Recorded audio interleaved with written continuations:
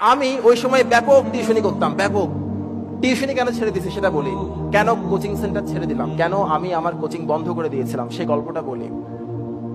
আমার এক স্টুডেন্ট ছিল, একটা অনেক স্টুডেন্ট ছিল, একটা স্টুডেন্টের কারণে খুব রাগ করছিলাম আর কি। রাগের কথাটা শেয়ার করি।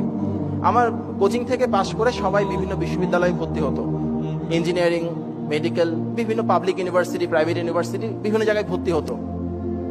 তো ভর্তি হওয়ার পর আমাকে ফোন করে বলতো, স্যার আমি অমুক জায়গায় চান্স পাইছি, দোয়া করবেন স্যার। আমার অনেক ভালো লাগতো। আর নিজের স্টুডেন্ট কোথাও চান্স পেলে এত খুশি লাগে, মনে হয় আমি চান্স পাইছি, ওরকম মনে হয়। তা আমার এক স্টুডেন্ট চান্স পাইছিল বুয়েটে, বুয়েটে ইলেকট্রিক্যালে চান্স পাইছিল। এই ছেলেটাকে আমি অনেক স্নেহ করতাম, ভালোবাসতাম, ছোট ভাইয়ের মতো। সে আমাকে খবর দেয় নাই। তো ভাবলাম ছোট মানুষ খবর দিতে ভুলে গেছে, আমিই ফোন করি। আমি ফোন করলাম, ফোন করে ওকে কংগ্রাচুলেট করলাম। এরপর বললাম, তুমি আমাকে একটা ফোন করবা না বোকা, খবর দিবা না, এত বিশাল একটা খুশির সংবাদ বলো নাই কেন? তখন সে আমারে বললো, স্যার আপনি ফোন করেন নাই কেন? আমি বললাম, আচ্ছা সরি, আমি আসলে ভুলে গেছি। আমাকে বলে, স্যার ইটস ওকে, অসুবিধা নাই। তো আমি, আচ্ছা আচ্ছা, তো তুমি একদিন কোচিং এ আসো, তোমাকে একটু মিষ্টি মুখ করাই, তুমি এত কষ্ট করছো, চান্স পাইছো। বলে, স্যার আমি আসলে একটু ব্যস্ত আছি, আমি সময় পেলে আসবো স্যার। আরে ও আচ্ছা, সমস্যা নাই স্যার, আমি আসবো, সময় পেলে আসবো স্যার। তাহলে আচ্ছা ঠিক আছে ঠিক আছে, থ্যাংক ইউ, ভালো করে পড়ো। বলে, স্যার একটা বুদ্ধি দিই আপনাকে। আরে হ্যাঁ বলো। বলে, স্যার আপনার কোচিং থেকে এবার ভালো ভালো জায়গায় চান্স পাইছে, অনেক জায়গায়, আপনি মনে হয় খবরও রাখেন নাই। বলে, না আমি কিছু কিছু খবর জানি। বলে, স্যার আপনি এরকম ক্লাস হলে তো কোচিং চালাতে পারবেন না, আমাকে বলতেছে। আরে কি রে ভাই, এইভাবে কথা বলে কেন? তো আমি বললাম, স্যার বলে কি, স্যার একটা কাজ করেন, যারা যারা বিভিন্ন জায়গায় চান্স পাইছে সবাইকে ডাকেন, একটা ছবি তুলেন স্যার, সবার থেকে একটা প্রোফাইল সংগ্রহ করেন, একটা মতামত সংগ্রহ করেন। এরপর স্যার লিফলেট ছাড়েন। লিফলেট না ছাড়লে স্যার স্টুডেন্ট পাবেন না, আমরা হেল্প করবো স্যার। আপনি লিফলেট ছাড়লে আপনার ফাইন্যান্সিয়ালি আপনি অনেক গেনার হবেন স্যার, যেহেতু আপনি এটাই করতেছেন। তখন আমার কাছে মনে হচ্ছিল কেউ একজন আমার গালের মধ্যে ঠাস ঠাস করে জল লাগাই দিছে। আমি কাকে পড়াইছি? আমার এটা মনে হচ্ছিল শিক্ষক অনেক বড় জিনিস, কাকে পড়াইছি আমি? আমার চোখ দিয়ে টপ টপ পানি পড়ছিল, ওর পক্ষে দেখা সম্ভব ছিল না।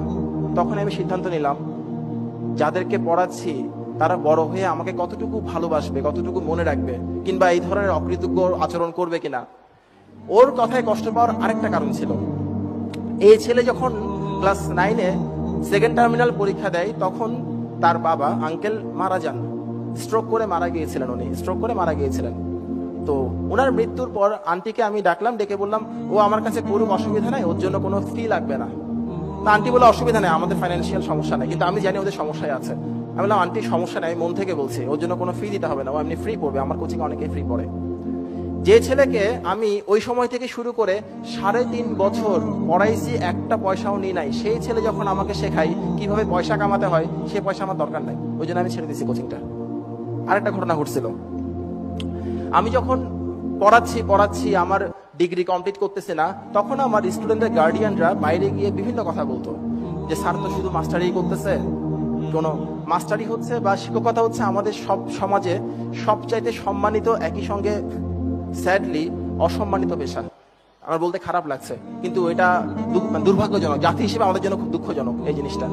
তো এখন স্টুডেন্টের গার্ডিয়ানরা বাইরে বলতো, স্যার ওদের সারা জীবন মাস্টারি করে কাটাই দিবে, আসলে ইঞ্জিনিয়ারিং স্যারের ব্রেনে কুলাচ্ছে না, ওই জন্য স্যার ডিগ্রিটা কমপ্লিট করতেছে না, এই কথাগুলো বলতো। আবার অনেকে বলতো, আসলে স্যারের পক্ষে এর চাইতে ভালো কিছু করা সম্ভব না, ওই জন্যই আমাদের ছেলে মেয়েকে পড়াচ্ছে।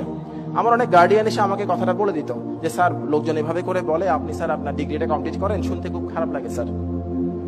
এই পৃথিবীতে সেই কাজটা করাই সবচাইতে আনন্দের, যে কাজটা অন্যরা বলে আপনি করতে পারবেন না, যদি কখনো সেই কাজটাই করে দেখান আপনার অনেক ভালো লাগবে। আমি সেই কাজটা করার জন্য ছেড়ে দিছি, আর কোনো কিছুই না। আপনাদেরকে বলি, আপনাদেরকে অনেকেই বলতেছে তুমি এটা করতে পারবা না, তুমি পড়ো প্রাইভেট বিশ্ববিদ্যালয়ে, তুমি অংশগ্রহণ করতে পারবা না। প্লিজ কোনো রিপ্লাই করবেন না, আপনার সবগুলো রিপ্লাই হবে আপনার কাজের মাধ্যমে, আপনি আপনার কাজ করে যান, কোনো অসুবিধা নেই, দিন আসবে একদিন আপনার।